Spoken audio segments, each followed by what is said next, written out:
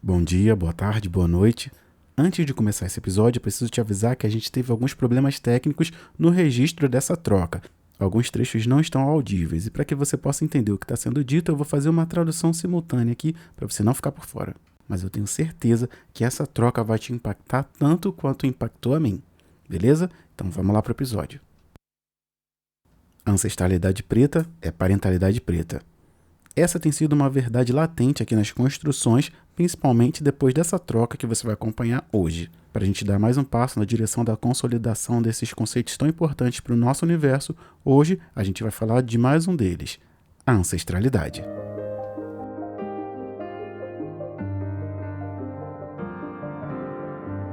Segundo a apostila Universo Yorubá, publicado por Márcio Galvez, divulgado no site www.calameio.com, abre aspas. Sobre a ancestralidade. Muito se indaga sobre esse fator. Para os Yorubás, a vida não se finda com a morte.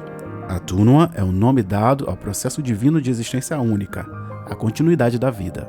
Olodumare, supremo deus dos Yorubá, no momento do nascimento oferece aos homens um conjunto de forças sagradas que possibilita a vida, e elas são Ara, que é o corpo físico vindo da alma, Okan, que é o coração físico e espiritual, órgão que centraliza o poder de vida e a sede da inteligência, o pensamento e a ação. Ojiji, que é a sombra, essência espiritual. O Emi, o eu, o sopro divino da vida. O Odu, que é o destino e o caminho a ser percorrido. O Egé, que é o elemento do organismo humano. O Ori, que é a cabeça, a individualidade e a identidade. O Eledá, que é a energia dos guias ancestrais do ser humano, ligada à cabeça, ao destino e à cadeia reencarnatória. O guardião ancestral, e depois de alguns outros elementos, por fim, o Axé, que é a energia, o poder, a força da natureza, o poder de realização através da força sobrenatural, a força que movimenta a vida. Todos esses aspectos não morrem, eles voltam às suas origens, isso é, ao Orum, pois pertencem a Olorum e só ele pode libertá-las. Essas forças divinas animaram os antepassados, os ancestrais e as raízes mães do Axé, e elas partem e voltam da terra do Aie para animar os seus descendentes e discípulos. A ancestralidade confirma a imortalidade, pois a vida continua no Orum, o que seria o mundo espiritual, como ancestrais. Fecha aspas. É sobre esses conceitos que as nossas preocupações devem repousar sempre, uma vez que a ancestralidade se apresenta como um processo contínuo, o que torna todo ser humano responsável. Para além dos aspectos metafísicos que são os ligados à espiritualidade, cientificamente falando, o termo ancestralidade também é ligado à continuidade, mas para falar disso, a gente vai precisar voltar um pouco no tempo agora. Vamos mais uma vez à cidade fictícia que eu criei e serve como pano de fundo para a nossa história. A gente vai a Vale Verde no período que sucedeu a dita abolição da escravidão. E a gente vai falar de uma das figuras mais misteriosas desse local, Dona Ana Quenta. A Cananque era uma escravizada cuja sabedoria transcendia o tempo, carregando consigo segredos antigos desde os tempos do descobrimento do Brasil. Diziam que ela era uma guardiã dos mistérios da terra, uma feiticeira que caminhava entre os vivos e os mortos, protegendo segredos enterrados nas profundezas da história.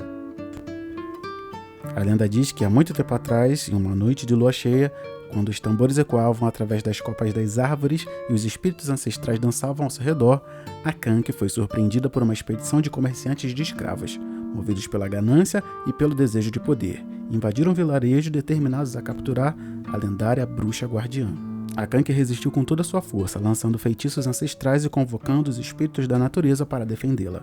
Mas apesar da sua coragem, ela foi finalmente subjugada pelos homens armados, que a prenderam com grilhões de ferro e a arrastaram para longe da sua terra natal. Enquanto era forçada pelos seus raptores, a Cananque olhou para trás com seus olhos cheios de dor e determinação. Ela sabia que seu destino estava entrelaçado com os segredos ocultos do que seria o Brasil e que a sua jornada estava apenas começando. Os tambores silenciaram, os espíritos se retiraram para as sombras e o vilarejo ficou em silêncio, marcado pela ausência da bruxa guardiã. Mas dizem que o espírito dela nunca morreu e que sua sabedoria foi transmitida através das gerações, encarnando nas netas de Akananke.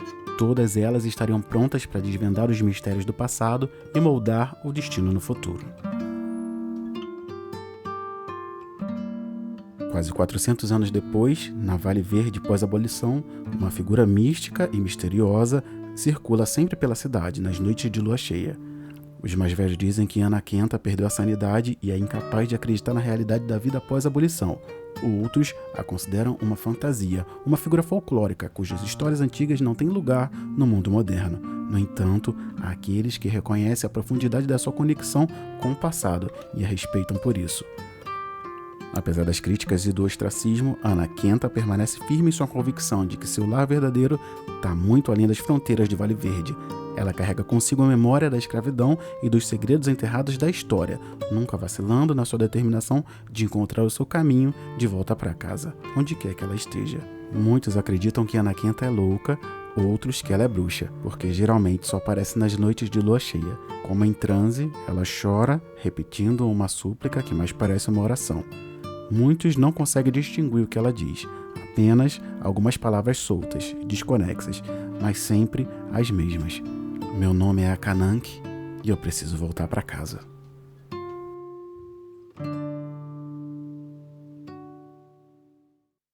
Voltando ao mundo real, Saidiya Hartman, no livro Perder a Mãe, em seu capítulo 4, intitulado Venha, Retorne Criança, escreve o seguinte, abre aspas. O sinal fixado na cerca de arame advertia: ninguém pode entrar nessa área a não ser turistas. À medida que eu subi o aclive lamacento que levava à entrada do castelo de Elmina, um grupo de jovens adolescentes se aproximou de mim gritando: Irmã, uma África, a escravidão nos separou. Kwesi, o líder do grupo, entregou-me uma carta rabiscada em uma amarrotada folha de caderno escolar e os outros meninos o seguiram, enchendo a minha mão com cartas que pareciam de camurça, pois haviam sido carregadas nos bolsos de trás e nas mãos suadas por muito tempo. Quando eu abri as cartas, elas pareciam que iam se dissolver em minhas mãos, como notas de dólar que circulavam por séculos. As dobras dos papéis estavam gastas e uma escrita borrada feita a lápis serpenteava as páginas acinzentadas.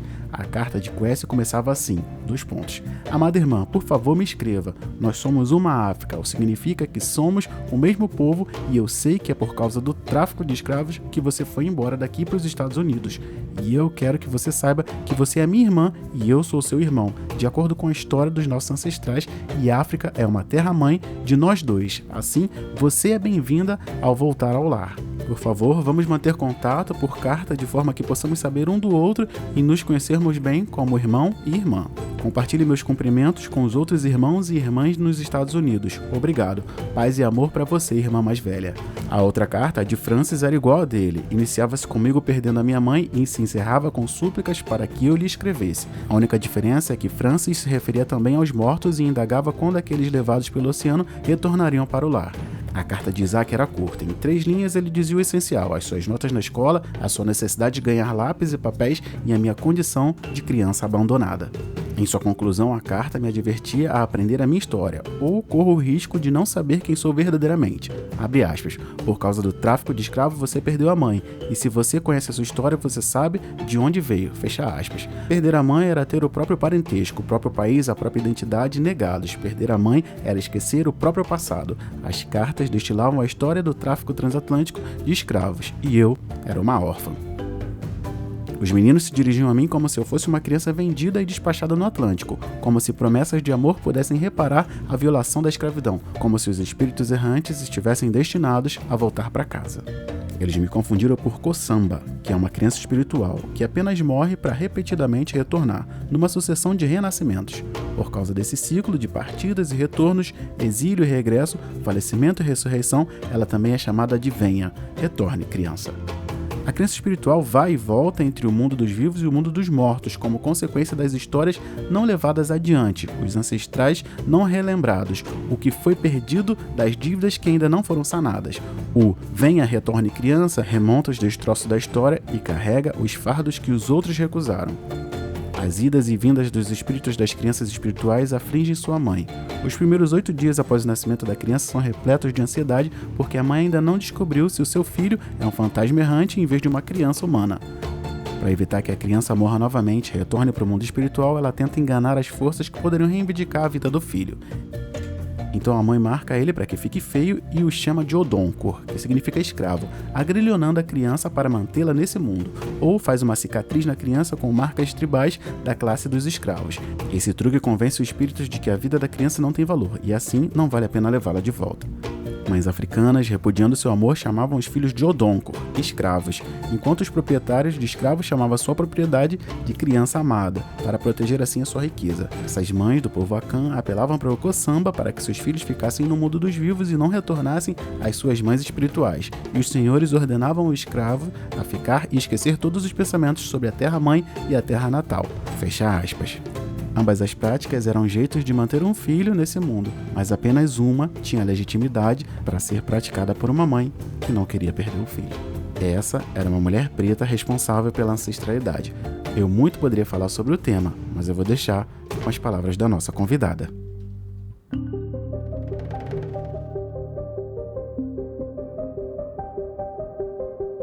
Por mais que a gente não queira hoje romantizar essa questão de que a mulher preta ela é forte, ela é potente, acho que a gente não pode deixar de fato de olhar para trás e ver o quanto nossas mais velhas foram mulheres potentes, estratégicas e fortes.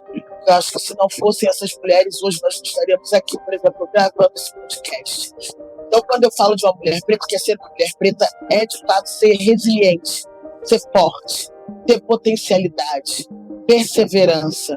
Porque eu acho que foi isso que fez com que nossas mais velhas realmente chegassem aqui, até onde nós estamos hoje, né? Porque nós somos construção das nossas mais velhas. Então, se não fossem por elas, a força delas, nós não estaríamos aqui hoje.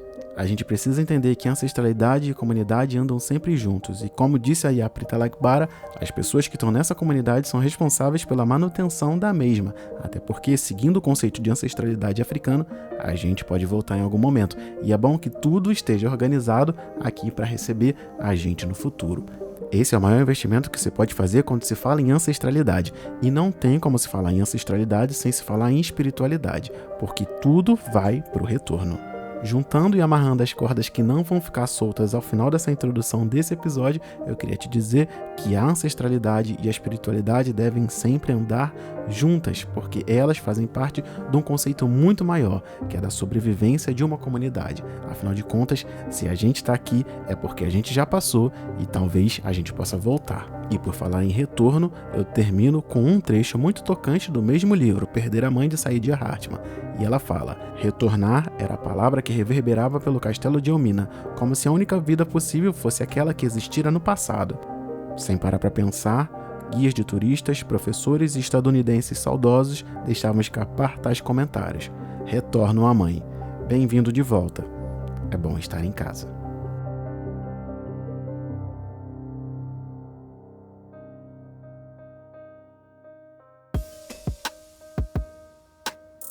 Eu sou Diego, pai de Benjamin e Aurora e esposo de Tatiane, que está com as crianças agora para que eu possa produzir esse episódio, e esse é o podcast Parenta. O meu objetivo aqui é segurar na sua mão para que a gente caminhe juntos em direção a uma parentalidade preta mais forte, mais potente, que potencialize a nós e as nossas crias. E para isso, a gente vai falar aqui de ancestralidade, pretitude e parentalidades pretas. Esse programa faz parte de um universo ainda maior, que se completa e se expande em qualquer lugar onde você encontrar a menção parentalidade preta. Então, se você tiver qualquer dúvida aqui e queira levar para outros lugares, é só me procurar, eu estou à disposição. E a troca de hoje é com a Preta Alagbara. Eu sou Diego, sou um homem preto de pele não retinta, tô usando bigode, tô com um boné preto, uma camisa branca, um fone na minha cabeça, atrás de mim uma estante com alguns equipamentos e na minha frente um microfone preto. Boa tarde a todos e todas, meu nome é Preta Lagbara, sou uma mulher preta de pele retinta, estudante, mãe e Yalorixá, terreiro de Candomblé. Maravilha. E quem é a Preta Lagbara que veio conversar com a gente hoje, aqui para essa conversa? Bom, uma mãe de 2 meninos pretos retintos, né, que hoje está à frente de uma casa de axé, onde somos maioria pessoas pretas. Uma mulher que tem um projeto com educação de terreiro. Uma mulher que tem um empreendimento junto com a sua filha de santo, né, que é um empreendimento que visa justamente trazer de volta aos tipos de mulheres e homens pretos uma mulher que está aí na luta contra o genocídio da população negra, contra o racismo religioso e contra o racismo estrutural. Essa é a Preta Lagbara. Maravilha. Então a gente vai para o intervalo rapidinho e a gente já volta.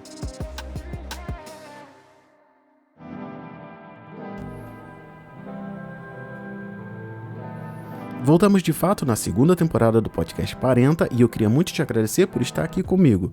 E você que chegou até aqui sabe que nessa altura do episódio eu vim falar rapidamente sobre a nossa campanha de financiamento coletivo, que é o que mantém o Parentalidade Preta funcionando enquanto uma iniciativa global se mantendo independente e financeiramente rentável, fazendo com que eu possa pagar os produtos e os serviços necessários para manter trocas como essa daqui no ar. E é sobre ela que eu vou falar rapidamente aqui agora. Se as trocas que a gente faz aqui te beneficiaram de alguma forma e se você acha que pode colaborar com a produção desse trabalho, mantendo ele independente, fazendo com que a gente não tenha que procurar marcas para anunciar aqui coisas que não tem nada a ver com o conteúdo, considere apoiar a campanha de financiamento coletivo do Parentalidade Preta, que encontra-se no link apoia.se/parenta, que obviamente eu deixei na descrição desse episódio. Nessa campanha você me ajuda a fazer com que tudo isso aqui aconteça, inclusive ajuda a manter o grupo terapêutico de masculinidades pretas, que faz com que a gente forneça atendimento psicológico gratuito para homens pretos com um psicólogo que é pago de maneira justa e é especialista nessa área, masculinidade preta. Além de manter o Parentalidade Preta financeiramente independente, ele faz com que a gente consiga ajudar outras iniciativas, como a Maternagem Preta da Sara Carolina, o Cozinha Sua História da Nath Escoto, a Biblioteca Redual do Marconi da Kelly, garante uma contribuição mensal para minha amiga Gabi, da família Afroatípica, e você ainda faz com que o meu amigo Flávio Braga, do Um Blog de Nada, possa escrever livremente e ainda ser remunerado um pouquinho por isso, junto com o apoio que você oferece aqui ao Parentalidade Preta. E é claro que eu vou deixar o link de todas essas iniciativas aqui na descrição desse episódio. Pode dar uma olhada aí, vão estar.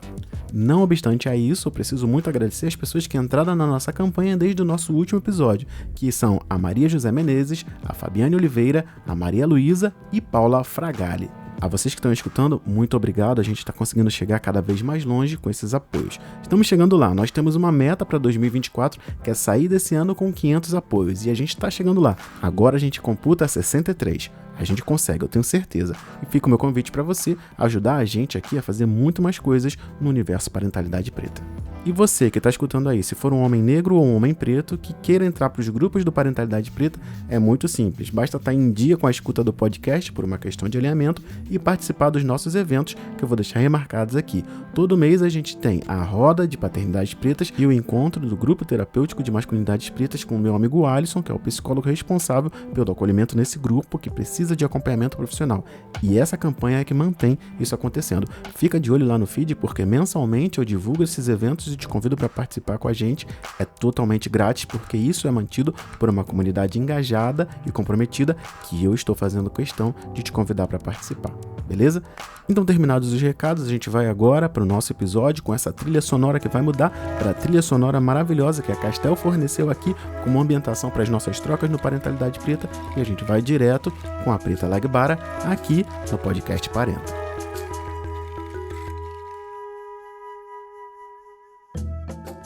Bom, então a gente volta agora do intervalo, a gente vai direto às nossas trocas e eu queria saber de você logo de cara. E na sua opinião, o que não pode deixar de ser dito sobre o conceito de ancestralidade para o povo preto? Infelizmente, as pessoas associam diretamente ancestralidade à religião. Uhum. E isso é um erro muito grave que as pessoas cometem aqui, na diáspora. Por exemplo, nós temos mulheres pretas em África que, inclusive, são cristãs. Uhum. Porém, elas entendem que elas precisam cultuar a ancestralidade. Porque cultuar a ancestralidade para essas mulheres é forma de vida, é como respirar, é ideologia, é propósito. Sim. É alimentar o espírito, alimentar o corpo, alimentar a alma. Elas entendem que elas não podem se levantar da cama sem cultuar quem veio antes. Elas entendem que elas não podem beber um copo d'água sem, de alguma forma, invocar as mais velhas e os mais velhos. Sim. Então, aqui, erroneamente, as pessoas associam a ancestralidade à religião, quando, na verdade, nada tem a ver. É simplesmente você cuidar de quem cuidou. É simplesmente você entender que para você hoje estar aqui, existiu sua bisa, a sua avó, a sua mãe, enfim. E você, como eu trouxe, né, na resposta anterior, você é a continuidade dessas mulheres e desses homens. Então, isso é ancestralidade. É simplesmente você entender que para você estar pisando hoje nessa terra, você saiu de alguém, você foi parida por alguém, que esse alguém foi parido por uma outra pessoa. Isso é cuidar de quem cuidou. É simples, isso é ancestralidade. Pensar nisso realmente é muito importante, né? Porque acaba sempre atrapalhando muito a gente ficar colocando no mesmo guarda-chuva ancestralidade e religiosidade, né? Eu acho que também é uma estratégia para esvaziar as duas palavras, inclusive, né? Como é que a gente vai separar, porque aí tira o sentido. Se a gente for pensar não em religiosidade, mas no modo de vida originário, né? Até africano, que foi o que mais impulsionou a gente desse lado. As coisas não são dissociáveis. O culto à ancestralidade, ela sempre está aí, né? Como muito bem foi dito. Sempre pensando no que já veio. Eu acho que isso, quando vai se perdendo, inclusive, a gente perde aquela noção de que tem que prestar conta do que a gente faz a alguém, né? E tem que honrar a memória de quem já veio. Isso é muito perigoso também, né? Afinal de contas, se a gente não tem que honrar a memória de ninguém, a gente, teoricamente, poderia fazer o que quisesse. E aí a gente vê os reflexos disso hoje, né? Em pessoas tendo atitudes que vão de encontro à própria dignidade das outras pessoas, né? Tirando-se esse conceito de ancestralidade, né? Tipo, não vê que aquela outra pessoa que tá ali é o resultado de várias gerações, principalmente se a gente for trazer só para esse local geracional. É o resultado de várias gerações e não se importa em uma coisa que eu acho assim muito importante, fazer o melhor em todas as ações, para você não atravessar todo mundo que veio antes daquela pessoa, né? Faz sentido esse raciocínio, esse pensamento? Sim, eu costumo dizer às vezes que quando eu pergunto às pessoas de que modo você está escolhendo viver, né? E aí eu digo que eu, por exemplo, quando eu faço essa pergunta para mim, eu respondo que eu quero viver de modo que eu seja motivo de orgulho para os meus ancestrais, motivo de exemplo para os meus descendentes. Que eu acho que isso faz um pouco de sentido, né, quando a gente fala da questão de perpetuar o que a gente tem, que a gente aprendeu, o legado dos nossos.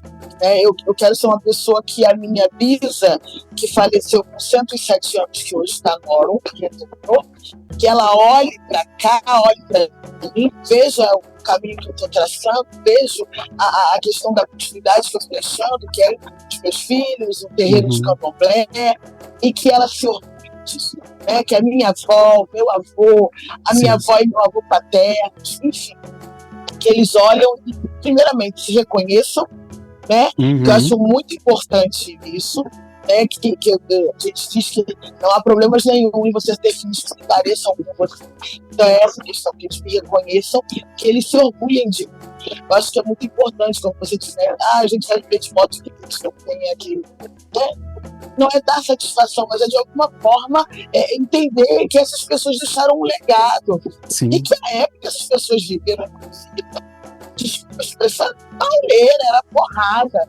Eu digo que hoje é fácil as pessoas quererem, de alguma forma, brigar, lutar, guerrear através da internet. Sim. Os nossos mais velhos, eles iam para as trincheiras, né? E eu pego exatamente essa questão desse legado, não só familiar, mas também essa questão desse legado religioso. Quando eu falo, né, inclusive das minhas mais velhas, que também foram grandes fundadoras de terreiro e que deixaram um legado para que hoje a gente pudesse estar falando de algum, para que hoje pudesse estar andando na rua com um fio de conta. Não que o racismo religioso tenha sumido do mapa, mas antigamente elas tiveram que enfrentar coisas muito piores do que a gente enfrenta hoje. Então, assim, é exatamente isso. Quem foram essas mulheres? O que essas mulheres construíram? Porque eu não estou falando de qualquer ancestral. Não é qualquer pessoa da sua família que vai retornar e vai se tornar um ancestral. A gente já aprendeu sobre isso, a gente já entendeu essa parte.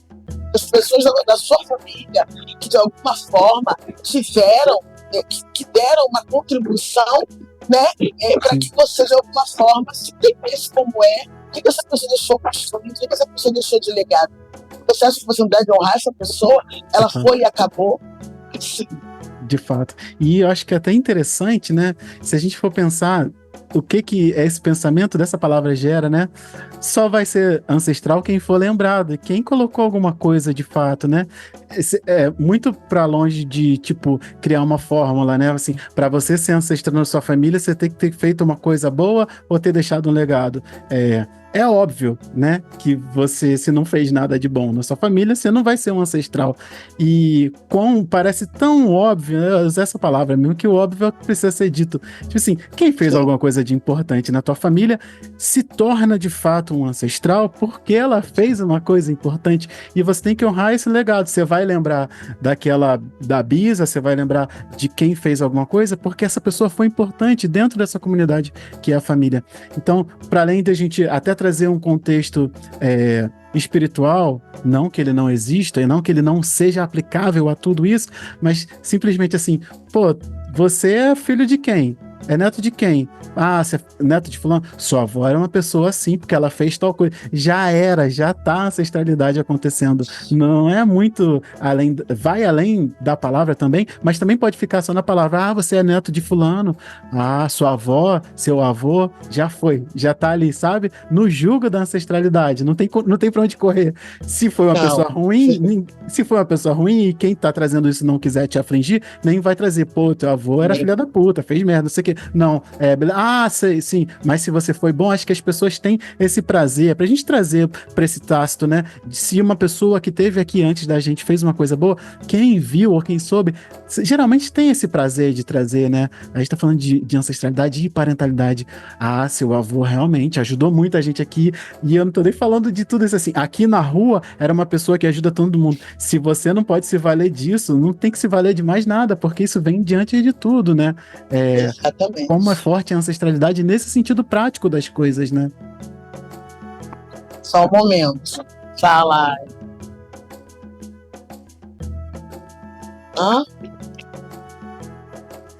Peraí. Deixa eu pegar um pedaço de bolo pra ele comer aqui rapidinho. Também quero.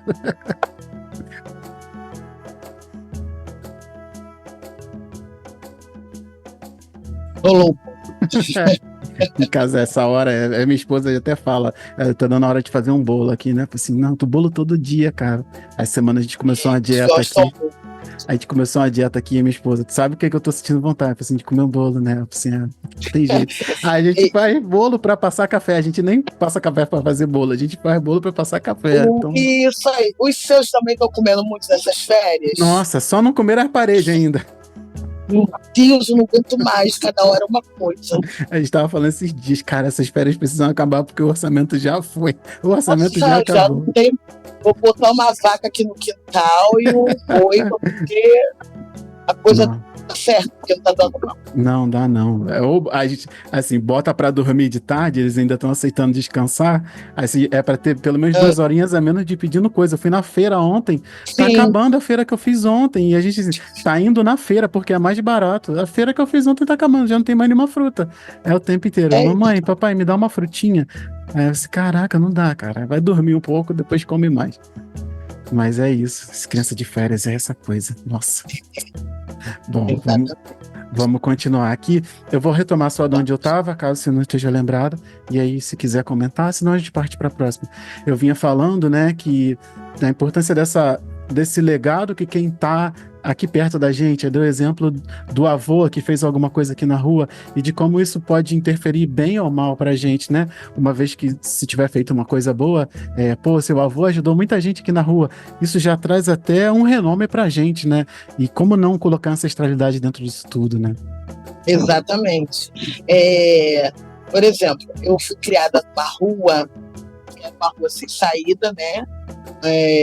Aqui em Vaz Lobo, eu digo aqui no Rio de Janeiro, né? Uhum. Tem um morro chamado Vaz Lobo. Então a gente morava na subida desse morro. Uhum. A nossa rua é uma rua sem saída. Então todo mundo ali foi criado junto.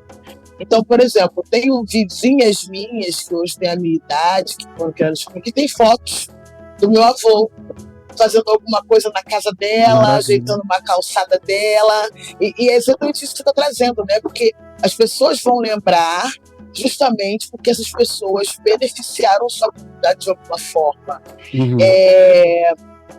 E vão deixar de lembrar ou procurar minimamente evitar falar sobre aqueles que não foram legais para a sua comunidade. Sim. Porque é o que você trouxe, ancestral é quem é lembrado. Então é importante, de alguma forma, eu, por exemplo, quero lembrar muito sempre da minha avó, da minha bisa, do meu avô, porque são pessoas que contribuíram muito, não só para que eu estivesse aqui, mas para deixarem algo para mim, algo importantíssimo que eu posso levar para a vida, que eu posso repassar para os meus, que é sobre essa questão de ser uma mulher digna, de ser uma mulher que me entende enquanto uma mulher preta, de entender meu lugar, de entender onde eu posso chegar, Sim. de entender o que eu tenho para contribuir, de entender sobre espiritualidade, e isso foram as minhas mais velhas, tanto minha família sanguínea quanto minha família de axé, que deixou pra mim. Maravilha, eu acho que é muito disso mesmo. O legado fica, né? O chamado, ele existe porque alguém fez e não tem para onde correr, tem que continuar mesmo. E é muito bacana ter essa ideia. Eu não quero tirar o brilho, mas ter essa ideia sóbria também do que é ancestralidade, né? É de quem esteve aqui do lado, não somente está agora espiritualmente conosco, mas quem esteve aqui, quem você viu, quem tem a foto, sabe? Acho que e aí, dentro da minha leitura, é um degrau para acessar a espiritualidade também. Pô, a pessoa já não está mais aqui, já é uma foto, então vamos aqui. Eu acho que é muito menos fantasioso do que prático, né? É muito menos fantasioso do que prático, assim. Vamos vendo as ações práticas das pessoas aqui e vamos ver, caraca, isso aqui entra pro nosso panteão de referências porque foi, de fato, uma pessoa que contribuiu, né? É muito importante isso. Eu vou para a próxima pergunta aqui para a gente dar continuidade, porque eu gostaria de ficar falando isso aqui o restante da conversa, mas eu vou continuar para a gente poder entregar mais coisas. Eu quero saber o que a senhora considera, se a senhora considera correto afirmar que o mundo foi construído pela mão de mulheres pretas desde o início. Eu acho que a resposta é meio óbvia, mas eu queria lhe ouvir falando sobre isso. Bom, eu não sou uma pessoa estudiosa sobre esse assunto, né? Enfim. Sim. Porém, como eu trouxe agora, né? Eu tenho referências de mulheres da minha família que falavam muito sobre essa questão de que a mulher ela é extremamente importante para a sua comunidade desde que o mundo é mundo. E aí quando a gente pega, né, faz um paralelo entre religiões de matriz africana ou ideologias, filosofias africanas que colocam, que pontuam o lugar dessas mulheres. E quando a gente faz um paralelo com o Ocidente, por exemplo, quando a religião cristã traz a mulher Eva como a grande criadora do problema. Porque você ouve muitas pessoas dizerem assim, a gente passa por isso hoje, a culpa é da Eva, que foi a grande disseminadora do pecado do mundo. E aí você faz um paralelo às filosofias, às culturas africanas que colocam a mulher como a grande solucionadora de problemas de sociedade. Você traz Oxum, né, que diz que Oxum trouxe de volta a fertilidade, porque Oxum é a deusa das águas, então assim, se não há água, não há vida. Então eles precisavam de Oxum. Quando, de alguma forma, Babá Jalá foi pedir a Nanã, Oxalá foi pedir a Nanã que o ajudasse na criação de nós seres humanos e ela empresta o barro. Então, assim, nosso povo colocam as mulheres com um papel primordial. E eu sempre falo assim, eu prefiro sempre ficar com o meu lado da história, com o lado dos meus. Então, assim, eu não sou uma grande estudiosa, mas se as minhas mais velhas disseram isso, quem sou eu para duvidar? A mulher, ela é a base dessa casa. O seu braço direito, o seu braço esquerdo, suas pernas. E aí eu coloco, a mulher é o alicerce dessa casa.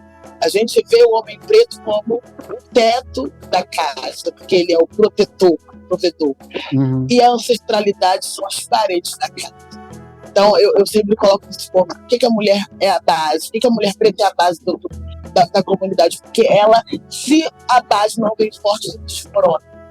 Então, se a mulher não for tratada realmente nesse lugar de potencialidade, as coisas vão desmoronar. Né? O homem é o protetor, é o provedor, então ele é o teto, e a nossa ancestralidade, a espiritualidade são as paredes dessa casa, que é o que protege tanto o alicerce quanto o teto. Sim, então, é essa tríade, né? Sim, e faz muito sentido. Tudo acaba indo muito para esse local, né? Da mulher. Se a gente fosse buscar uma outra explicação, se a gente fosse buscar um sentido simplesmente nessa fala que a gente trouxe assim, porque minhas mais velhas disseram. E acho que isso resume tudo, né? Sim, porque minhas mais velhas disseram. Acabou, a gente vai discutir isso? Não vai discutir, elas já disseram. Então, e aí até teve um debate muito, muito fecundo a respeito disso, de quão conservadores somos, pensando nessa matriz africana da Constituição do ser humano, da pessoa que tem consciência, principalmente essa consciência racial, sim, é conservadora, porque nós estamos tentando nos conservar aqui e não tem problema nenhum. Não temos problema de ser conservador, porque se a gente conservar de fato esses princípios, todo mundo está muito bem, inclusive. A gente não precisa estar brigando por identidade disso, identidade daquilo. Não que isso não signifique pra gente, mas se a gente tivesse sido de fato, se todas as coisas que dizem respeito ao respeito tivessem sido conservadas e as pessoas também fossem conservadoras, ninguém teria sido subvertido, porque a gente parte de um local de respeito, de reverência, né, de prestar contas se a gente tá falando que não é pra atravessar, maltratar outra pessoa, e qualquer coisa que seja dessa forma vai de encontro ao que os nossos mais velhos disseram, peraí, você não tá sendo conservador, porque você não tá seguindo os preceitos dessa ancestralidade, né? Aí a gente não teria que estar falando de manter o direito das pessoas ou lutar pelo direito das pessoas. Cara, se a gente não tem quem nos atravesse, a gente não tem por que pedir direitos. Então, se as pessoas tivessem sido conservadoras nesse sentido, que é o sentido que realmente importa, né? A gente não estaria falando de resgate, por exemplo. Exatamente. Eu falei esses dias, eu fiz um post falando sobre isso, porque eu peguei o vídeo de um grande mestre, né, que eu chamo ele de mestre, de pai, de irmão, de amigo, que é o Jorge Rasta, que é líder quilombola, lá em Itacaré, na Bahia, né? E aí eu digo que não é que o novo não me atraia, não é que eu não me interesse pelo que é novo, mas o que é mantido, que é antigo, de alguma forma me contempla. Né? Então, quando eu falo da questão de Sankofa, que eu sou uma pessoa que escolhi ter Sankofa como uma grande ideologia de vida, porque é isso, é olhar para trás. E olhar para trás é olhar para os meus mais velhos, é olhar para os meus que se foram, para de alguma forma projetar isso hoje, para que eu de fato consiga, como eu te falei, ser esse exemplo e esse orgulho dos meus. Então, não é que o novo não me atraia. Mas isso está em pleno século XXI. Sim, mas quando a gente, de fato, começa a ler, ouvir o que, de fato, essas mais velhas trouxeram de contribuição, a gente olha para o hoje e vê que a gente está construindo aqui. Tanta novidade, tanta tecnologia, tanta coisa, né? Aí as pessoas falam assim, mas a gente pega Marcus Garvey, que está aqui atrás de mim, que é um grande ancestral, que foi um homem que conectou o mundo inteiro, pessoas pretas no mundo inteiro, numa época que não tinha internet. Né? Foi um homem que levou o panafricanismo a diversos lugares no mundo onde tinham pessoas pretas sem sequer ter internet, onde tinha TV, enfim. Então, assim, são essas pessoas que a gente está falando. Nossos mais velhos, eles iam para as trincheiras, porque hoje, de fato, é muito mais fácil a gente sentar através de uma tela de computador e brigar por conta de quem está falando isso e isso lá no continente africano. Antigamente, a realidade era outra. Então, se a gente, de fato, não entender que Sankofa é como se fosse realmente uma ideologia que a gente tem que trazer para a vida, a gente vai ficar martelando e vai sair malhando e ferro frio, né? Porque deslegitimaram o que essas mulheres falaram, viveram, criaram, fizeram, é inadmissível. A gente, de fato, tem que começar a olhar para o ontem, se a gente, de fato, quer alcançar o amanhã. Isso é fato. Exatamente. Não tem para onde correr. Tem muita gente contando Não, com isso, né? exato. Maravilha. Bom, eu tô adorando essa troca aqui, porque ela tá indo exatamente como eu imaginei, e isso é muito bom. E por isso eu vou para a próxima pergunta, que é, eu queria saber, na sua opinião, qual é o papel da mãe na construção de uma comunidade, já pensando nessa gestão da comunidade. A gente está aqui falando sobre isso, e eu trouxe esse ponto, né? O papel da mãe, da mulher, quando a gente olha para o Ocidente, é por isso que eu trago de novo essa questão da sankofa, né? Sim. De que, você que pariu, é você que tem que cuidar, é você que tem que dar conta. Porque o Ocidente diz isso, filho é seu, é você que tem que dar conta, né? E quando a gente vai lá atrás, entende que os nossos mais velhos, de alguma forma, todos eram responsáveis por aquela maternidade, né? Aquele filho não era o filho só de quem pariu. Ter um filho não significa somente quem gestou, né? Você, por exemplo, você vai ver várias irmãs do continente colocando foto das crianças e ela diz, meu filho. Na verdade, ela nunca nem pariu, mas é filho da irmã, é filho da prima, porque na cabeça deles não existe sobrinho, não existe primo, todos são irmãos, todos são meus filhos, todas as crianças são minhas filhas, meus filhos, né? E aí é onde eu digo para você, a minha tia do meio, ela teve 2 filhos, um casal. E a minha mãe teve 2 meninas, a minha outra tia 3 meninas e meu outro tio 3 meninas. E a minha tia dizia pro meu primo e pra minha prima, vai chamar seus irmãos para almoçar. Não tinha primo. Nós não fomos criados dessa forma, não tinha primo. Então, quando eu, de alguma forma, cresço e começo a querer buscar, né, essa cultura africana para trazer de volta para minha vida, eu me deparo com essa irmã dizendo, não, isso aqui é meu filho. E aí dizer, mas você teve filho, mas a minha irmã teve, é meu. Sim. E aí eu fui entender, né, porque, por exemplo, a minha bisa trazia essa cultura.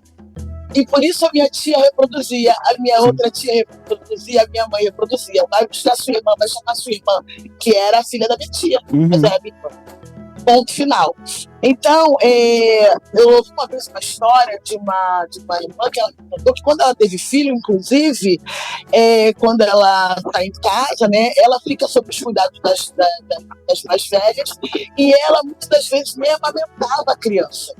Porque tinham outras mulheres que também tinham gestado há pouco tempo, a criança estava um pouquinho maior, e elas amamentavam o filho dela. Porque as mais velhas entendiam que ela tinha que repousar. Ela acabou de trazer uma vida ao mundo.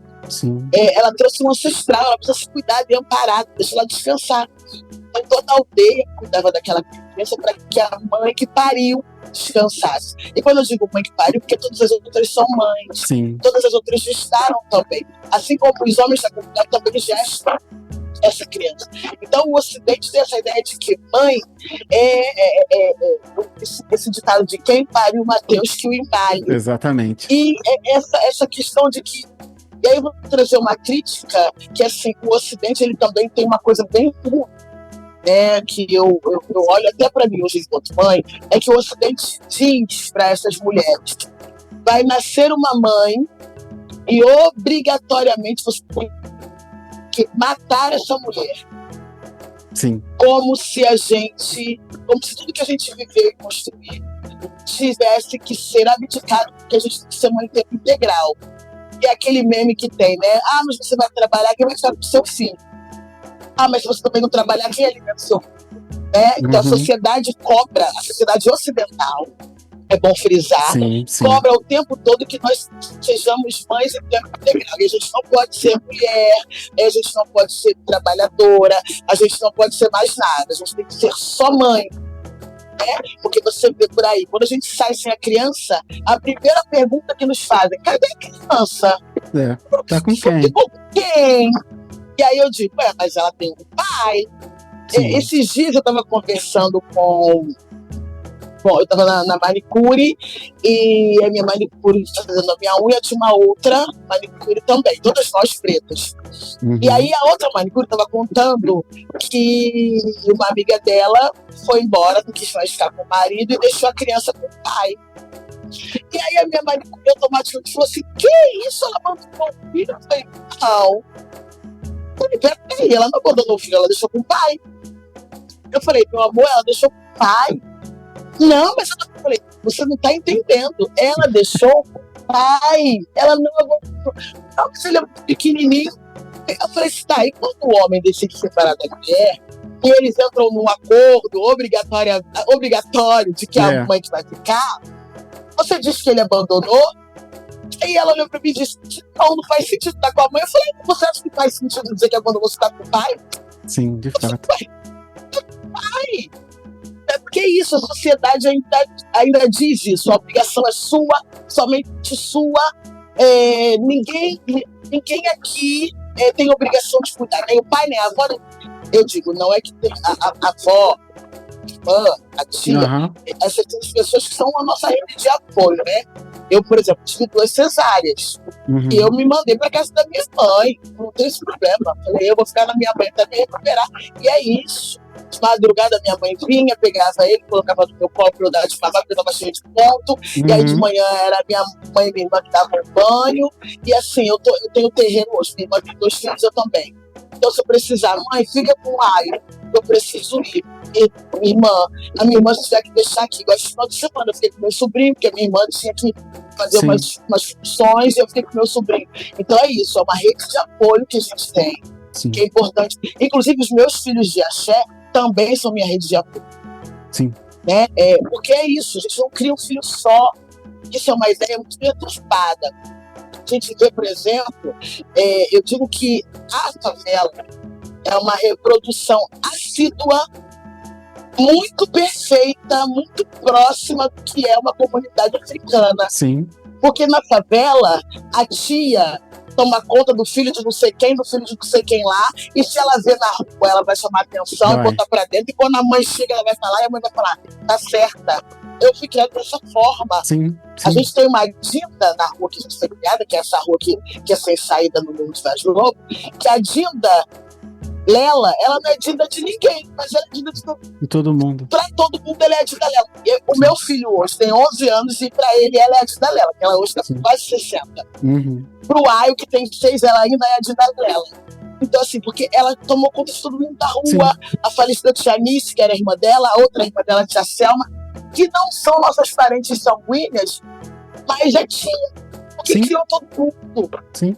E isso é uma reprodução muito perfeita, próxima, porque são as comunidades africanas. Todo mundo que cuidou daquela criança é responsável. Aliás, todo mundo que se responsabiliza por aquela criança é familiar daquela criança. Sim. Então, e aí o Ocidente vai trazer realmente essa questão de que, tipo, não, você que é a mãe, você que olha. Eu, por exemplo, eu estive na Suíça e lá é muito comum. Você pode morar o mais próximo possível que for da sua mãe. A sua mãe e o seu pai não vão frequentar a sua casa.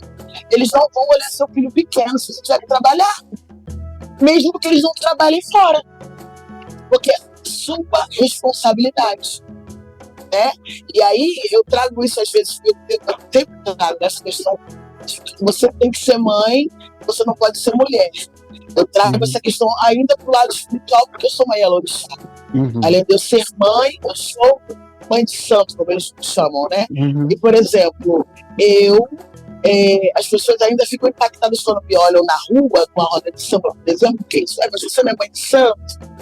Fazendo o que aqui na roda de samba? Mas você tá na praia de biquíni? Como assim? Sabe? Confundiram a religião. Exato, é como se eu fosse padre, né?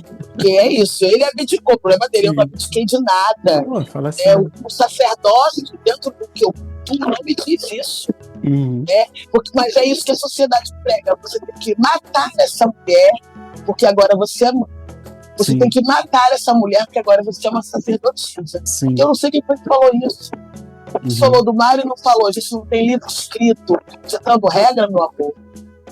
Ora, Se partir do princípio que as pessoas olham a partir de uma religião que é pautada no sacrifício, não esperar esse sacrifício das pessoas, né? O script da religião, que é a mais difundida, a que é a global, universal aqui, ele passa pelo sacrifício. Então a gente já tem esse culto do sacrifício, né? Bom, se Jesus se sacrificou, quem é você que não vai se sacrificar? Mas calma aí, eu não comungo dessa matriz de pensamento, não. A minha religiosidade não vem do sacrifício, pelo contrário, ela vem da abundância. Então, querem, ainda dentro daquele plano antigo, né? Não, tem que ser humilde, tem que se sacrificar, tem que ser isso, tem que ser aquilo, porque senão você não vai pro céu. Cara, se o céu precisa de sacrifício, eu não quero nem chegar lá, porque não faz muito sentido. Mas eu acho muito importante trazer essa questão, né, da imposição da solidão a partir do individualismo, né? Em contraponto a essa montagem que é tão importante, até nessa figura, que é uma das figuras mais importantes que nos mantiveram até aqui, que é das tias, né? Então, as tias que mantiveram, as casas que eram tias de todo mundo, que ainda tinha essa matriz matriarcal de gestar a comunidade também. É como a senhora falou, a tia fulana lá não deu a luz e não batizou ninguém, mas todo mundo deve reverência a ela. Se ela falar que é para passar para dentro, é para passar para dentro mesmo, e quando tua mãe chegar, ela não quer saber se você estava fazendo coisa certa ou coisa errada. É para você passar para dentro. Por que você não obedeceu? Depois eu vejo. Obedeça. Exatamente. Obedeça, porque ela sabe, ainda que não saiba de nada, ela é mais velha. Ela já sabe que você aqui nessa rua aqui, certa hora, pode dar merda, e você, se não obedecer, a gente não quer perder você. Essa comunidade não quer perder esse fruto. Essas mulheres aqui estão ajudando e providenciando que eu possa trabalhar, por exemplo, para a gente compensar as nossas faltas, já que a gente não vive na abundância total, de não ter que trabalhar e ter tudo garantido. A comunidade está funcionando aqui. Eu acho muito bom, porque eu acho que isso bate em um monte de coisa que acaba ferrando a gente hoje em dia, que levam para esse lado da solidão, né? Quando diz que preciso de uma aldeia para manter a mãe e os pais sãos e não para criar uma comunidade, acho que é muito por isso, né? Precisa de uma comunidade para manter aqueles pais sãos, para que eles possam, inclusive, ser pais melhores. E aí a gente olha para quem não tem, eu vou até botar o meu exemplo aqui, mas a gente não tem essa rede de apoio, tipo assim, quão melhores nós não poderíamos ser pais para essas crianças se tivesse mais gente aqui para eles encherem o saco de outras pessoas, para eles azucrinarem outras pessoas, para a gente respirar, para a gente tirar. Então, esse contexto comunitário que as mais velhas têm essa noção, não por imposição, mas por responsabilidade que já vem da própria comunidade. Fala assim, se a gente não cuidar dessa criança, a comunidade acaba. É simples. Comunidade acaba. Então é importante, e como esse peso dividido fica muito mais, eu vou usar uma palavra que talvez não seja mais adequada, mas fica mais bonito criar uma criança com várias referências, né? Até aprender um pouquinho aqui, aprender um pouquinho lá. Quem te ensinou isso, menino? Ah, foi minha tia. E ela te ensinou isso? Foi. Ensinou. Aí traz uma novidade para casa e a gente tá perdendo isso, né? Dentro dos nossos microcosmos, dentro dessa imposição da individualidade que o Ocidente, inclusive, nos impõe, né? Se não fizesse o movimento contrário de resgate da comunidade, ou criar as próprias comunidades para isso, né? Com responsabilidade, a gente perde, e aí vai ficar cansado, não vai conseguir dar o que daria para fazer com que a própria comunidade evolua com qualidade, né? A gente perde de, inclusive, passar conceitos para frente, né?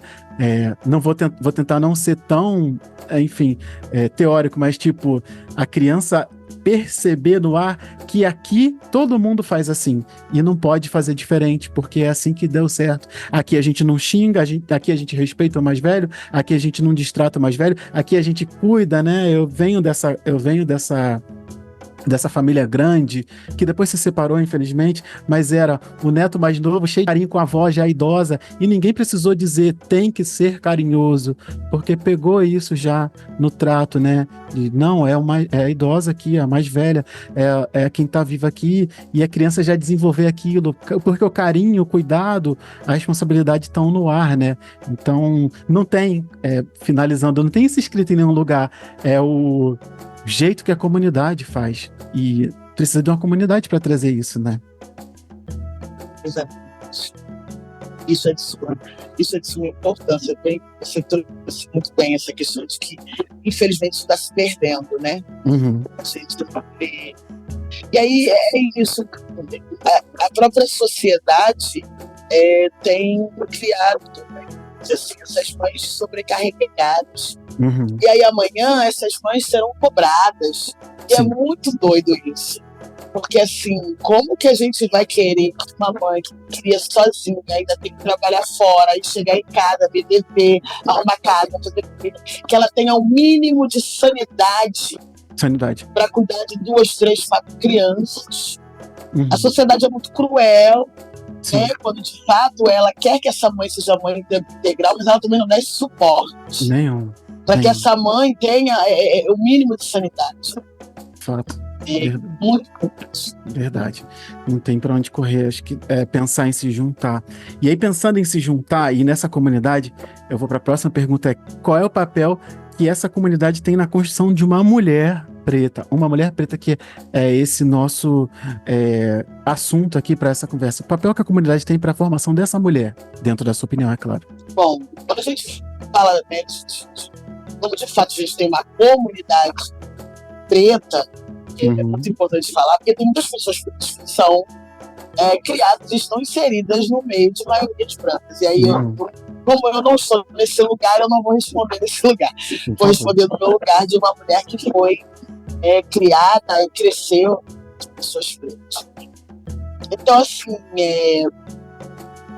como eu venho de uma comunidade onde algumas pessoas, a maioria delas, são pessoas que têm letramento racial, a maioria são de regiões mais africanas, seja Uganda, Congo, seja Jurema, enfim. Uhum. Isso fez com que, como eu te disse, né, eu desejasse continuar esse legado, né, como uma mulher preta que sou. A maioria das mulheres da minha família, por exemplo, minha bisa, minha avó, minha mãe, minha tia, elas são pessoas que foram iniciadas no meu nome. Minha prima meu filho minha sobrinha minha irmã né? Então, a construção que eu sou hoje se deu por conta dessas mulheres, desses homens que tinham esse entendimento que tinham esse letramento racial, que tinham essa consciência, que tinham esse entendimento de que, como eu te disse, a mulher preta, ela vai precisar realmente ser forte, correr 2, 3 vezes mais para que ela alcançar algo. Hoje, obviamente, a gente entende que não é a mulher preta que está na base da pirâmide, isso é muito importante, mas a gente entende que nós estamos nessa pirâmide abaixo do homem branco e da mulher branca. Sim. Então eu acho que a sociedade, a comunidade, principalmente preta, precisa fazer essa mulher entender que existem certas ideologias que ela não deve propagar. Existem certos movimentos que ela não deve aderir. Existem certos espaços que ela não deve entrar. Frequentar. Existem certas roupas que ela não deve vestir, que não cabe. Eu acho que hoje, uma das coisas mais importantes que a gente, como comunidade, devemos passar para essas mulheres, para não formar mulheres, para de alguma forma somar para que elas entendam o seu lugar. Por exemplo, eu tenho uma sobrinha de 10 anos. Então, eu, junto com a minha irmã e minha mãe, a gente precisa fazer com que a minha sobrinha entenda o lugar dela enquanto mulher preta. Sim. E aí, quando a gente fala de questão de certas roupas que a gente não deve vestir, a gente fala, inclusive, do feminismo, que foi um ponto que a gente temos. Né? eu digo que o feminismo é um sapato 37 no meu pé 39. Não cabe. Não adianta forçar. A amplitude que é ser uma mulher preta, o feminismo não dá conta. E aí falta algo. Porque eu costumo entender quando as mulheres brancas dizem assim, mas se não fosse feminismo hoje, nós não teríamos existido. E aí eu digo, nós quem? Vocês. E é até muito louvável, porque a gente sabe que o histórico dos homens de vocês é um histórico de opressão. Sim. É um histórico realmente de um machismo exorbitante. Sim. Quando a gente faz esse recorte para mulheres pretas, não estou dizendo que hoje no continente africano não exista. Importante machismo, salientar isso. Mesmo porque é muito complicado quando as pessoas do Ocidente e as pessoas aqui na diáspora tentam de alguma forma dizer assim, mas fulano é africano e ele faz isso. Sim. Porque aí dá a entender que a colonização só afetou a gente que está aqui. Sim. E acha que a colonização não afetou nossos irmãos que ficaram lá. Pois é. Sim, o branco quando entra com a sua mazela, ele entra para acabar tudo. Então assim, é óbvio que nossos irmãos são colonizados, é óbvio que isso de alguma forma afetou a eles, mas o machismo não era nosso. Já visto que a gente traz essa questão da potencialidade das mulheres. Sim. Você vê qualquer comunidade africana que não tem uma história para contar dessas lideranças femininas, não tem uma que não tem. Sim, de fato. Quando a gente traz o ponto aqui, por exemplo, eu tenho um amigo moçambicano que ele conta que na época da Guerra Civil, quando houve a independência de Moçambique, que esses homens tiveram que ir para a guerra, né? As mães não queriam que isso fosse. Então, quando os soldados vieram buscar esses homens na comunidade lá, as mães se reuniram na rua, deram as mãos, fizeram um cordão grande, se viraram de costas para esses homens e arriaram a roupa. E eles viraram de costas e foram embora. Justamente pelo respeito a essas mães, a essas mães, a essas mulheres mais velhas. Então, assim, essa questão não era nossa. Sim. Passa a ser um problema nosso porque é o branco que traz. Sim. Quando a gente, por exemplo, eu fui casada com um homem nigeriano e a bisavó de Ayo faleceu no ano passado. Então a tia liga para mim e conta o que para que eu passe a mensagem para o pai de Ayo. E eu disse a ela, mas você não entendeu? Eu falei, e aí eu disse, a senhora está sem o telefone contato do padre? Ela disse, não, a gente resolve com as mulheres. As mulheres decidem o que vão fazer. Então eu tenho que comunicar a você. Você comunica aí. Então, assim, ano passado foi 2023. Isso se perpetua lá, sim. Porque as pessoas querem colocar a gente no mesmo saquinho do Ocidente. Dizer, porque as mulheres lá não têm mais voz. Mentira! Isso não é voz? Mentira. Isso não é agência? E elas que resolveram tudo sobre a questão da cerimônia. Enfim, elas têm... É óbvio, torna a dizer, a doença ocidental entra no continente e o grande objetivo é isso, destruir tudo assim como é aqui, assim como é nos Estados Unidos. Porém, as pessoas minimamente tentam ser sankofa. Sim. E aí, o que uma comunidade pode, de alguma forma, ajudar para formar uma mulher? Fazer ela entender o seu lugar, o seu papel, fazer ela entender que, para ela, consequentemente, almejar algo na frente, ela precisa se espelhar em quem está atrás, ela precisa se espelhar em quem veio antes, ela precisa entender que, culturalmente, ela está... o respeito é garantido a ela. Culturalmente, esses homens prestavam reverência aos corpos femininos. Infelizmente, isso se perdeu, mas aí a gente realmente trabalho de formiguinha, né?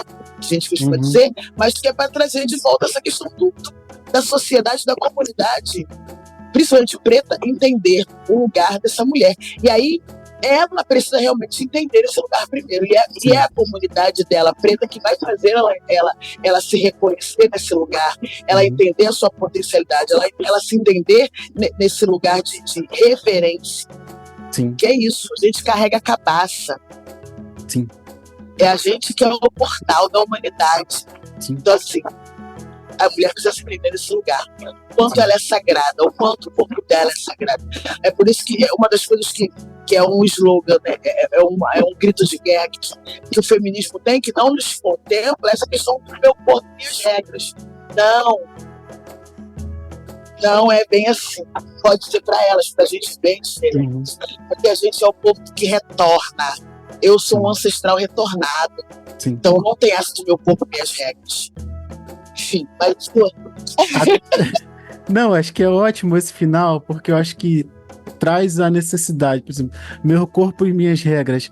Talvez isso não cabe para nós, pensando em comunidade, eu tô falando assim, em comunidade fechada, pensando numa comunidade onde nós tenhamos construído e onde nós nos sintamos seguros. Assim, meu corpo, minhas regras. A gente não precisa, talvez, para estar em comunidade dessa máxima, meu corpo e minhas regras, porque aqui ninguém viola ninguém, sabe? Eu acho que quando a gente para a pensar, ninguém que tá aqui está instruído ou tem dentro do seu conjunto de valores a violação do outro. Então você não precisa fazer essa distinção do meu corpo e minhas regras, porque todo mundo sabe te respeitar. A gente está em comunidade, a gente está criando, ou então a gente está tentando imprimir essa ideia de comunidade, fala assim, ninguém precisa de meu corpo e minhas regras, porque você não vai passar do ponto com ninguém.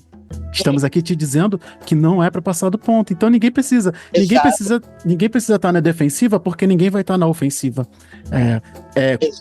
Como a senhora mesmo falou, é um sapato que não nos cabe, porque a gente é tão maior que a gente tem, ou teria, ou deveria entender que não. Isso aqui, a gente não faz isso aqui não. Vocês estão buscando coisas que a gente não foi feito para fazer.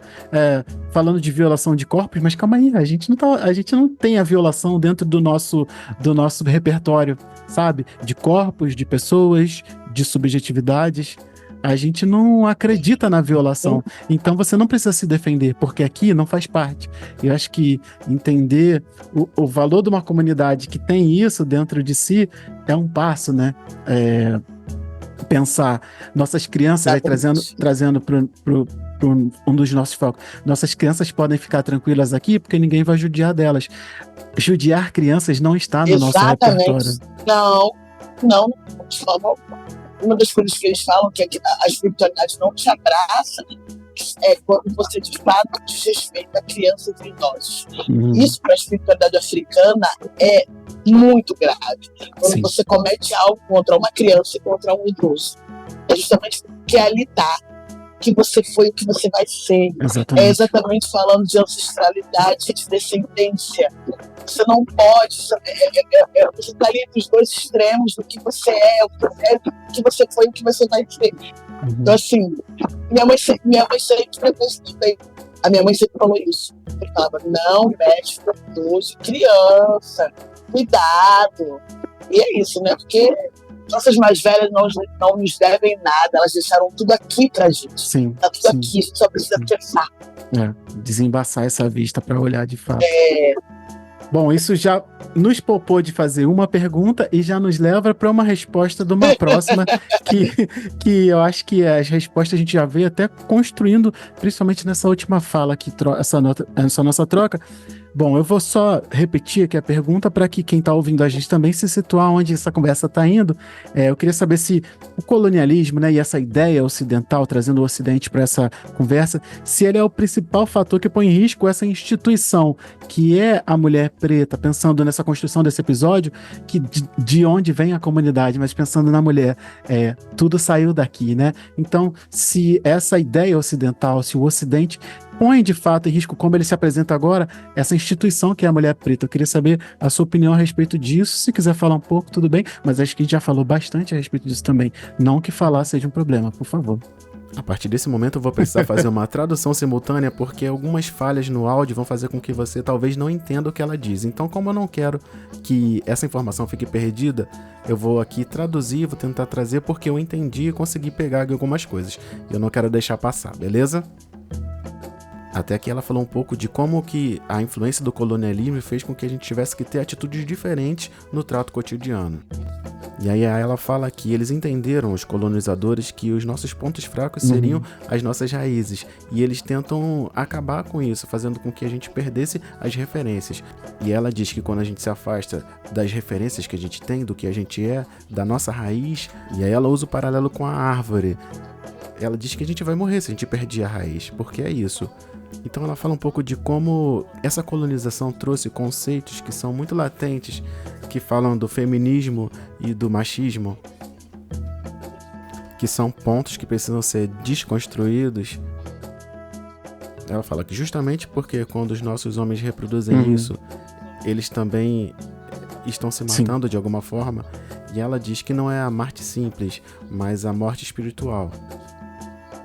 Esses homens, eles vão se afastando cada vez mais de nós, enquanto comunidade. Então, de alguma forma, eles vão tendo uma morte e vão perdendo. E espiritualmente dizendo, isso para ela é muito perigoso. E aí, isso me faz ter um olhar pro que a gente vê hoje em dia. Nós quando a gente fala, né, sobre essa questão do homem preto estar na base da pirâmide, e ainda ter muitas mulheres pretas que estão na briga para esses homens. Muitas mulheres que entendem que a gente não consegue caminhar individualmente. Quando a gente fala que a libertação é de um povo, porque o aprisionamento foi de um povo, quando a gente fala que a libertação é de um povo, que a escravização foi de um povo, o estupro foi de um povo, e a gente não consegue, de alguma forma, buscar essa libertação se a gente não tiver nossos homens pretos do lado, e a gente faz esse trabalho de formiguinha, e as pessoas falam assim, por que você passar pano para fora? Porque é um homem preto. Não é bem dessa forma. É que a gente precisa entender o lugar que esses homens vieram. Esses homens viram suas mulheres, suas mães, suas irmãs, suas filhas sendo estuprados dia após dia. Esses homens começaram a entender que eles só serviam para reproduzir.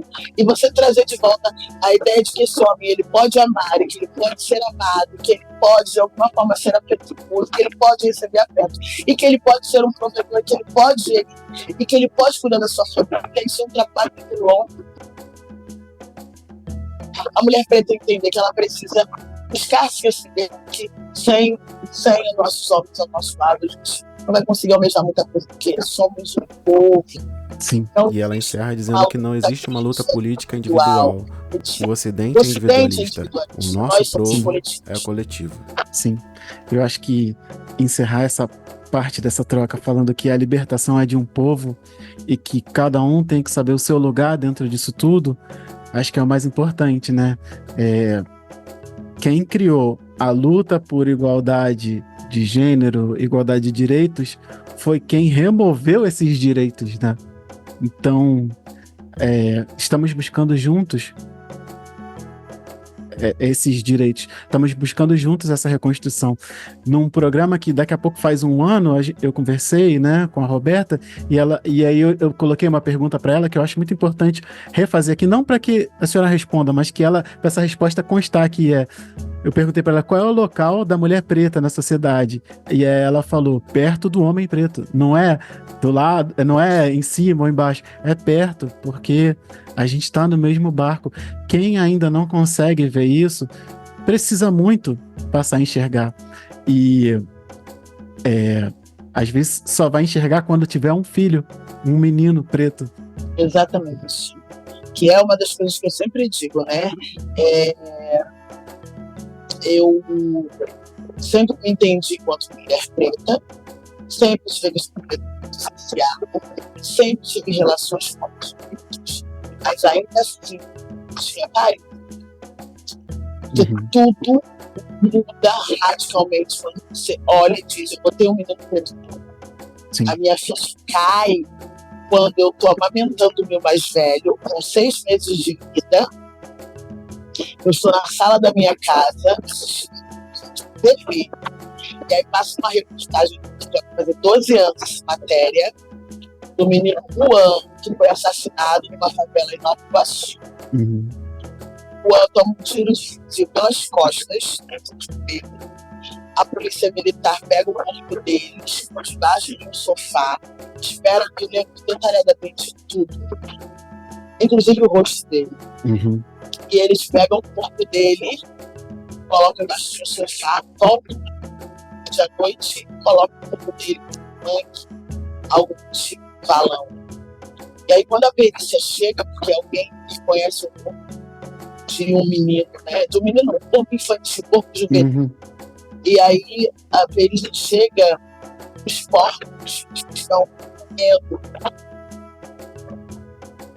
E aí, a perícia de primeiro diz que era uma menina, mas não, depois comprovam que era ela. E aí, eu estava amamentando meu filho. E nesse momento, eu olho para o meu filho e olho para a TV. Olho para o meu filho e olho para a TV, porque ali a gente cai para mim. Eu consigo em vários lugares sobre também palestras sobre maternidade, sobre genocídios. Eu nunca consigo contar isso sem chorar. Porque foi ali que a notícia caiu e eu disse, pronto. Eu agora preciso gritar mais alto. Agora eu tenho medo. Porque eu gritava porque eu era preta, porque minha mãe era preta, porque eu sou do candomblé, mas agora eu preciso gritar mais ainda porque eu tenho um menino preto. Qual que é o meu preto no mundo? Sim. E ela encerra dizendo, e é isso, né? Talvez as pessoas só entendam quando elas botarem uma criança preta no mundo. É isso. Bom, a gente vai para o intervalo rapidinho e já volta.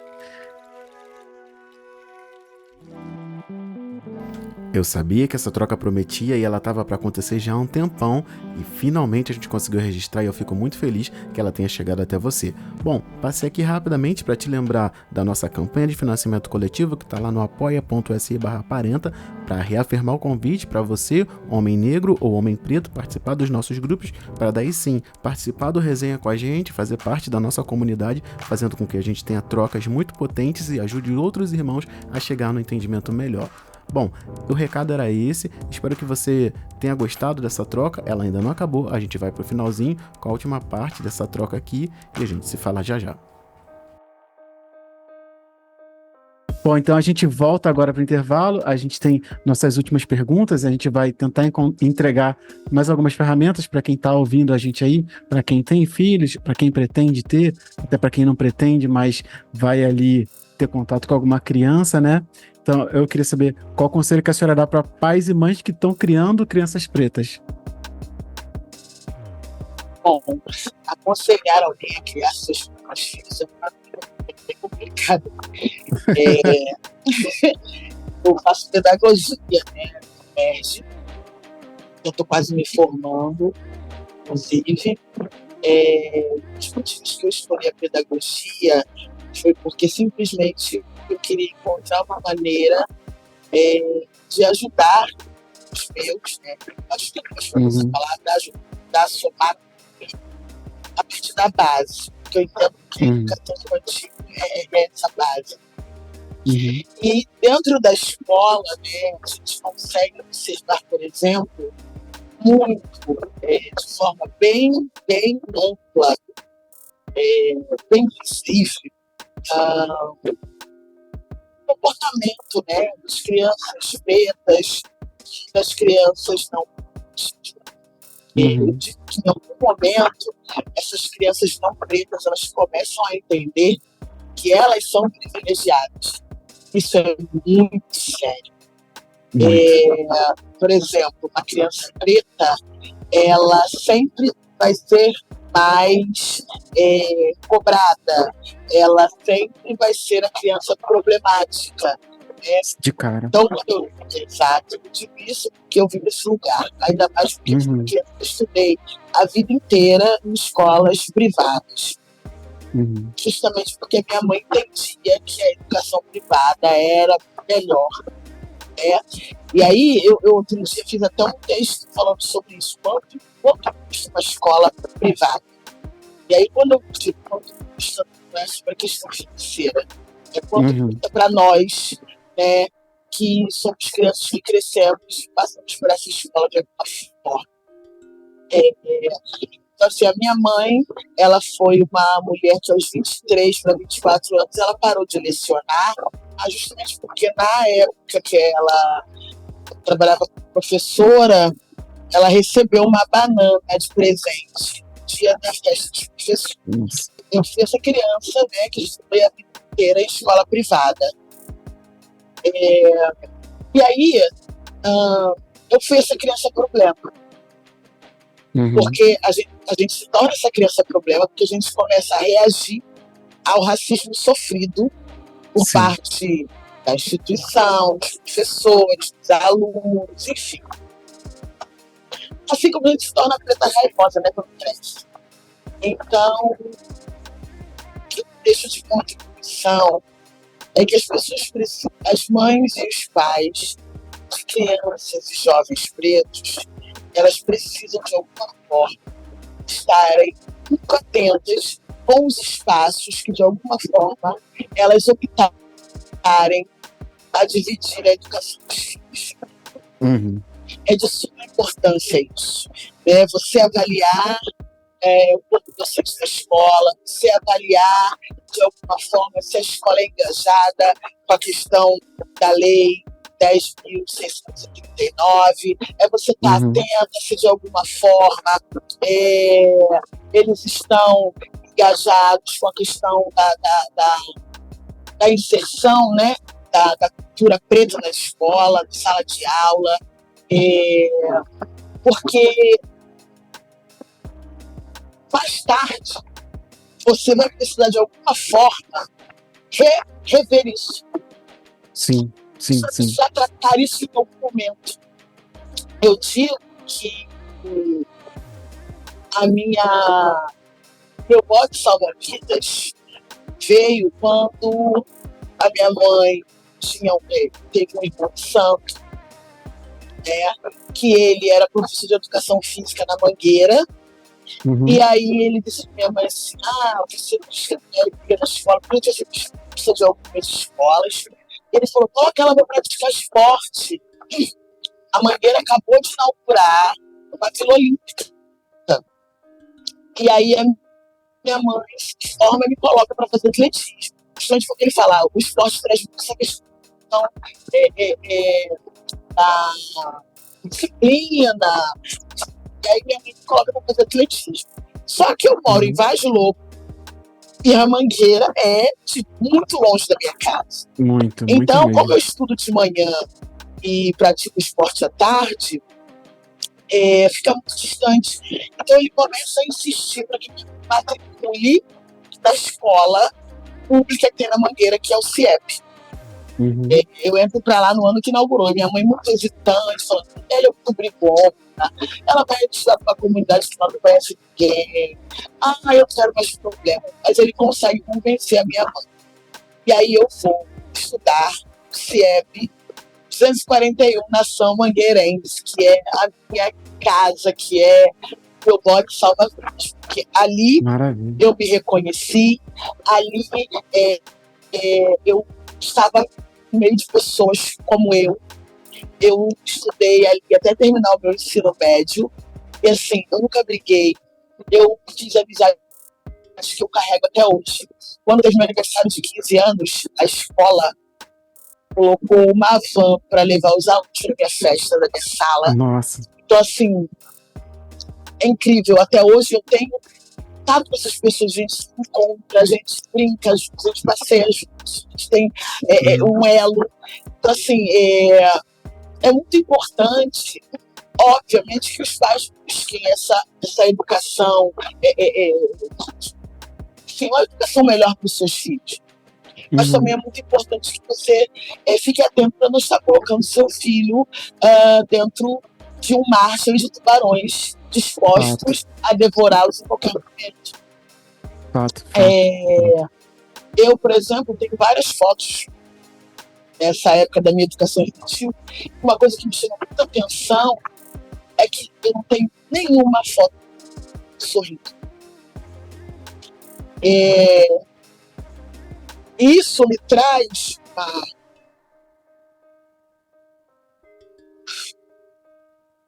uma coisa que eu costumo dizer,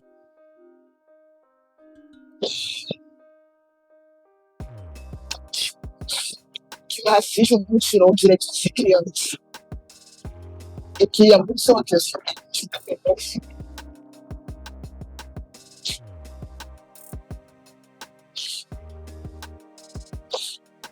E aí, eu me tornei essa criança agressiva porque foi a maneira que eu descobri de ser menos importunada. Que eles passaram a ter medo de mim. Então, como eles tinham medo de mim, eles não me importunavam tanto. Uhum. Isso é uma coisa que eu carrego até hoje, com 43 anos. Sim. Então eu sempre digo, quando eu vou fazer palestras dentro de escolas, para mães e pais, vocês precisam tomar cuidado com o espaço que vocês escolhem para compartilhar a educação do filho de vocês. Não deixe que pessoas racistas eduquem o filho de vocês. É importante demais você empoderar seu filho. É importante demais você dizer para o seu filho tudo que ele vai passar para que ele se prepare e para que ele saiba identificar que é racismo, que é brincadeira. Meu filho hoje mais velho estudou no Pedro II e teve uma situação que deu um livro, era um livro de paródias, e aí cada um pegava uma história para contar. E eles escolheram a história do Saci. E aí eles queriam que o meu filho interpretasse o Saci. E eu disse a ele, por que eles querem que você interprete o Saci? E eu disse para ele, não, você vai lá e você vai dizer que você pode até falar sobre esse trabalho, mas vocês vão escolher outro tipo, não vai ser peça de teatro, ou vai ser um cartaz, enfim, alguma outra coisa. Porque, e aí eu conversei com o pai dele, e aí tem uma prima dele, por parte do pai, que falou assim, gente, por que ele tem que ser o Saci? Entende? Justamente porque você precisa preparar o seu filho, só aquele vídeo que o pai senta com o pai e a mãe do filho diz, não corra, não use boné, não faça movimentos bruscos. É exatamente esse tipo de assunto. Nós, quanto pais e mães de crianças, podemos ter. É difícil, é doloroso, mas é extremamente necessário. É uma forma de sobrevivência. Isso mesmo, você quer falar. E empoderar essas crianças para que elas entendam que elas não são feias, para que elas entendam que o beiço delas não é de dupla, para que elas entendam que o cabelo delas não é duro, entende? Eu acho que é uma contribuição que eu posso deixar. Bom, a gente vai encerrando por aqui, porque eu acho que a gente cumpriu muito além do que tinha sido imaginado para essa troca, entregou muito mais do que talvez pudesse, né? E não no sentido ruim, superando todas as expectativas que já eram altíssimas.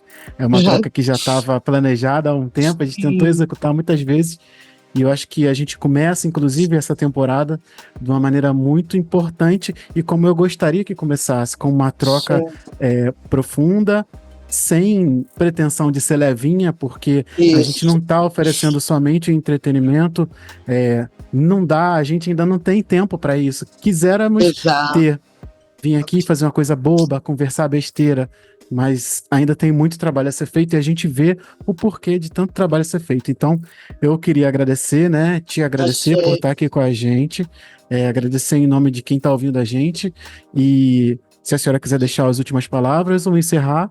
Fica a critério aqui. Eu queria, sim. Eu quero, Diego. Eu vou terminar indicando alguns livros que eu tenho aqui, que para mim foram extremamente necessários, né? Porque eu digo que essa BBL hoje, essa preta hoje, é formada por várias pessoas e por várias referências.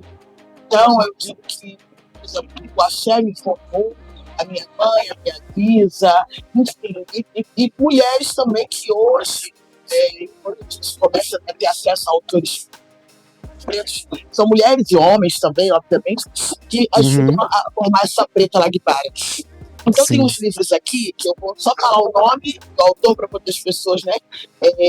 Que um livro é da Oye Ronquet, Oye Ubi, que é A Invenção das Mulheres. Esse maravilhoso. É muito importante. É muito bom. Para nós, exatamente, nós nos entendermos, né? Ter esse olhar para nós mesmos, olharmos para ele, entender nosso lugar nessa sociedade. Isso. Tem um livro aqui que ele é bem pequeno, que é de uma médica ela é de Salvador, que é a Andréa Beatriz. Ela é do projeto Reaja ou Será Morta, Reaja ou Será Morta, do Hamilton Borges, ela é esposa dele, inclusive, e ela faz um trabalho dentro de um presídio, né, lá em Salvador. Então, existe um livro que ela escreveu chamado Olhar por Entre Grades, Vidas em Poemas. Então, assim, ela pega a rotina dessas detentas e detentos e ela tenta trazer um olhar poético, né, se é que é possível, mas são poemas lindos, muito bonitos sobre a rotina dessas presidiárias. Tem também o livro de uma grande mulher que eu amo e admiro, porque ela também faz um trabalho prisional aqui no Rio de Janeiro. Na verdade, eu acho que ela é a única Yalorixá no Brasil que tem esse trabalho voluntário dentro de um presídio chamado Talavera Bussi aqui, que é a mãe Flávia Pinto, uma mulher de Oiá. E aí ela tem um livro chamado Salve Matriarcado, que é o manual da mulher búfala, que ela é uma mulher de Oiá. Maravilhoso. Muito, e ela é outra maravilhosa. Um beijo, minha irmã, te amo. Tem também o livro de Renato Nogueira, Mulheres e Deusas, que é muito lindo esse livro, né, que conta a história das divindades femininas, enfim, que formaram essa sociedade atual, que ajudam a formar também essa mulher atual. E o livro Eu Não Sou Uma Mulher, que esse livro aqui eu ainda não li, mas eu já tá aqui na fila para ler assim que possível. Então eu deixo essa contribuição dessas leituras, todas de pessoas pretas, para que a gente possa fazer esse trabalhinho aí de formiguinha, buscar os nossas referências. Com certeza. Eu ouso dizer para quem estiver querendo ter conversas maduras e respeitosas a respeito de feminismos e tratamento entre comunidade preta, A Invenção das Mulheres é o melhor dos livros para falar sobre isso. Exatamente. É um livro para trazer sobriedade para essa conversa. É um livro maravilhoso. Exato. Toda mulher preta deve ler. Toda mulher preta deve ler esse livro. Deve. Eu agradeço demais as indicações. Eu vou deixar a lista no comentário, aqui na descrição desse episódio, para quem já está ouvindo a gente aí em algum lugar desse ano ou algum lugar no futuro. Vai estar a lista dos livros no episódio.